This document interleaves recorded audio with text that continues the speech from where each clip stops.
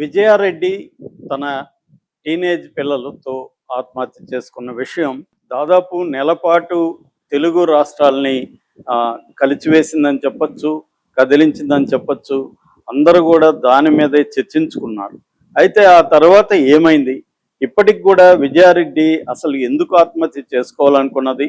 ఆమె అనుకోవడమే కాదు, తన ఇద్దరు టీనేజ్ పిల్లలు బాబు విశాల్ రెడ్డి, పాప చేతనారెడ్డి, వీళ్ళిద్దరిని కూడా తీసుకెళ్ళి రైలు ట్రాక్ కింద పడేసి తను కూడా పడి చనిపోయింది. సో అసలు ఆ ఇద్దరు పిల్లలు తల్లి చెబితే ఎందుకు అంత సింపుల్గా వెళ్ళి రైల్వే ట్రాక్ మీద పడిపోయారు అనేది ఇప్పటికి కూడా పోలీసులు చెప్పట్లేదు. 70 రోజులు గడిచిపోయింది. జనవరి 30 నైట్ జరిగింది.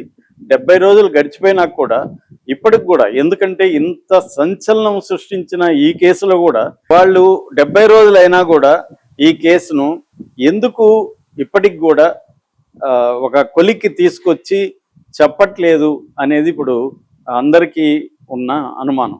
అయితే ఈ నేపథ్యంలో మరో సంచలన విషయం ఇటీవల చోటు చేసుకునింది. అదేంటంటే వాళ్ళ భర్త సురేందర్ రెడ్డి, ఆయన దుబాయ్లో ఉండేవాడు. ఆమె చనిపోయినాక, ఆమె పిల్లలు చనిపోయినాక వచ్చాడు. ఆయన ఇప్పుడు ఒక సంచలనమైన విషయాన్ని బయటపెట్టాడు.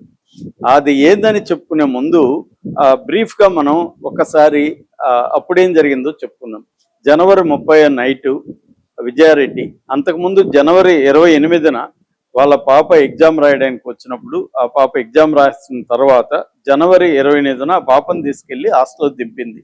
29 అయింది. 30వ తేదీ మళ్ళీ ఈవినింగ్ ఆమె వెళ్ళి ముందు బాబుని, అంటే బాబు పాప ఇద్దరు కూడా హాస్టల్లో ఉండి చదువుకుంటున్నారు, ఇంటర్మీడియట్ చదువుకుంటున్నారు. సో బాబుని, విశాల్ రెడ్డిని తీసుకొని అక్కడి నుంచి పాప హాస్టల్కి వెళ్ళింది. పాప కావాలని చెప్పింది. ఏమమ్మా మొన్నే కదా తీసుకొచ్చారు అని చెప్తే, లేదు మా బంధువులు ఒక అతను చనిపోయాడు, అందుకోసమే నేను వచ్చానని చెప్పింది. దాంతో హాస్టల్ వాళ్ళు నమ్మారు. తల్లి వచ్చి ఎవరో చనిపోయినారని చెప్తుంటే నమ్ముతారు కదా, అలా నమ్మి పాపని ఆమెకు అప్పగించారు. సో వాళ్ళిద్దరిని తీసుకొని కారులో ఆమె వెళ్ళి రైల్వే స్టేషన్కి వెళ్ళి, అక్కడ ఘట్కేసర్ రైల్వే స్టేషన్కి వెళ్ళి అక్కడ చాలాసేపు అక్కడ చర్లపల్లి రైల్వే స్టేషన్లో తిరిగారు. తిరిగి చర్లపల్లి ఘట్కేసర్ మధ్య ట్రాక్లోకి వెళ్ళి చనిపోయారు. ఇదంతా కూడా సీసీటీవీలో కూడా వచ్చింది. అయితే ఆమె సూసైడ్ నోట్ కూడా కారులో దొరికింది. ఆ సూసైడ్ నోట్లో తనకు బతకాలని లేదని, తనతో పాటు పిల్లల్ని కూడా తీసుకెళ్ళిపోతున్నానని, తన చావుకు ఎవరు కారణం అనే నోటు కూడా, ఎవరు కారణం కాదనే నోటు కూడా దొరికింది. ఆ తర్వాత భర్త సురేందర్ రెడ్డి వచ్చాడు. పోలీసులు ఎంక్వైరీ చేశారు. మధ్యలో మీడియా కావచ్చు, లేకపోతే జర్నలిస్టులు కావచ్చు, రకరకాల కోణాల్లో విశ్లేషించుకుంటూ వచ్చారు. మన ఛానల్లో కూడా మనం అనేక వీడియోలు చేశాము. సో ఈ నేపథ్యంలో వాళ్ళ బ్రదర్ చిరంజీవి మీద, వాళ్ళ తల్లి మీద కూడా అనుమానాలు వచ్చాయి, వాళ్ళ భర్త మీద కూడా అనుమానాలు వచ్చాయి. సో అసలు ఎందుకంటే వాళ్ళకి ఆస్తులు ఉంది, ఆమె సాఫ్ట్వేర్ ఇంజనీరు, ఒక టీం లీడరు, భర్త చాలా బాగా చూసుకుంటాడు, బంగారు కొండలు లాంటి పిల్లలు ఇద్దరు ఉన్నారు. సో ఆమెకి ఏ రకంగానూ చనిపోవడానికి, ఆత్మహత్య చేసుకోవడానికి కారణాలు ఏమి లేవు. ఉద్యోగంలో ఏమన్నా ప్రెజర్ ఉందా, ఆమె డిప్రెషన్కి లోనైందా అన్న యాంగిల్లో కూడా పరిశీలిస్తే అటువంటివి కూడా ఏం లేవు. ఉద్యోగంలో కూడా ఆమెకి ఏ రకమైన ప్రెజర్స్, టెన్షన్స్, అంటే మామూలు ఉద్యోగంలో ఉండే చిన్న చిన్న ప్రెజర్ తప్ప ఆత్మహత్య చేసుకోవాలి అన్న స్థాయిలో ఆమెకి ఎటువంటి ప్రెజర్స్ లేవు, భర్త నుంచి లేవు, పిల్లలు బాగా చదువుకుంటున్నారు.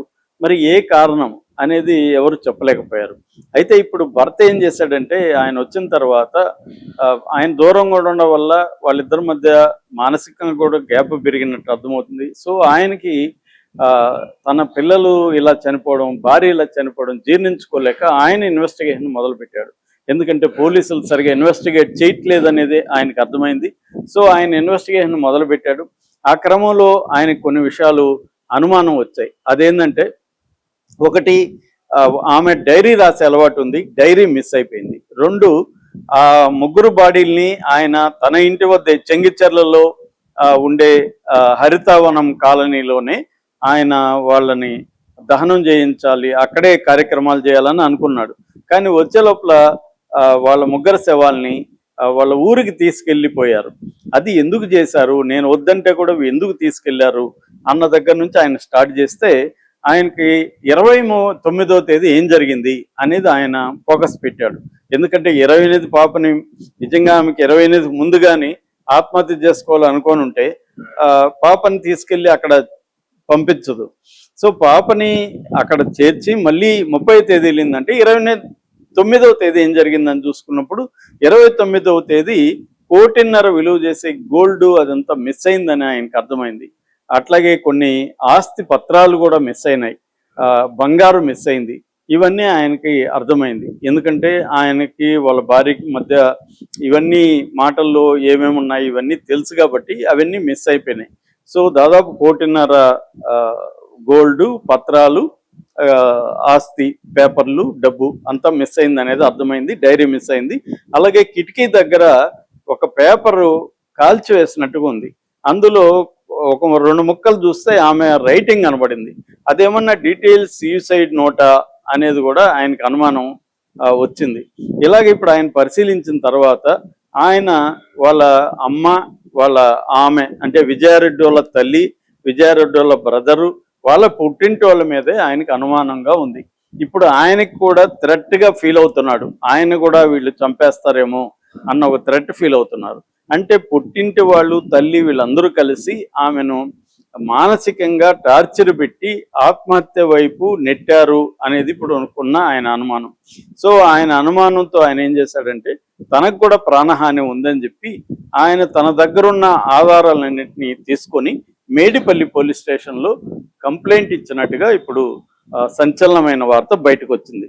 సో మేడిపల్లి సిఐ శంకరయ్య కొంతమంది మీడియా సంస్థలతో ఈ విషయాలని చెప్పినట్టుగా కూడా వార్తలు వచ్చాయి. సో దీని మీద రైల్వే పోలీసుల్ని జర్నలిస్టులు కలిసినప్పుడు రైల్వే పోలీసు డిఎస్పి మాట్లాడడానికి ఇష్టపడట్లేదని చెప్తున్నారు. సిఐ సాయి ఈశ్వర్ ఇదంతా అబద్ధం, ఆరోపణలన్నీ అబద్ధం అని ఆయన కొట్టేసినట్టుగా చెప్తున్నారు.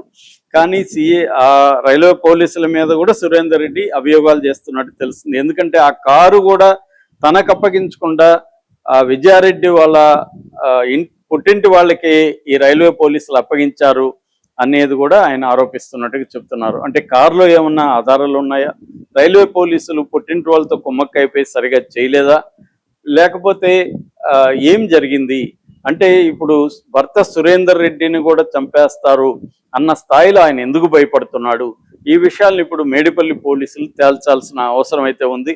ఎందుకంటే ఇది ఒక పెద్ద సంచలనం సృష్టించిన కేసు కాబట్టి దీన్ని ఒక కొలిక్కి రైల్వే పోలీసులు తేవడంలో ఫెయిల్ అయ్యారు కాబట్టి, ఎందుకంటే 70 రోజులు అయిపోయినా కూడా ఇప్పటి వరకు వాళ్ళు ఏమీ తేల్చలేదు కాబట్టి, రెండోది స్వయంగా భర్తే ఆరోపణలు చేస్తున్నాడు కాబట్టి దీన్ని తేల్చాల్సిన అవసరం ఉంది. విజయారెడ్డి పుట్టింటి వాళ్ళు చిరంజీవి కావచ్చు, లేకపోతే వాళ్ళ తల్లి కావచ్చు, వాళ్ళ పుట్టింటి వాళ్ళు రోలు దీంట్లో ఉందా, ఆమెను టార్చర్ పెట్టారా, ఈయన దగ్గర ఉన్న ఆధారాలని పోలీసులకి ఇచ్చాడు కాబట్టి పోలీసులు ఆ యాంగిల్లో పరిశీలించి బయటికి దాన్ని ప్రకటించాల్సిన అవసరం అయితే ఉంది.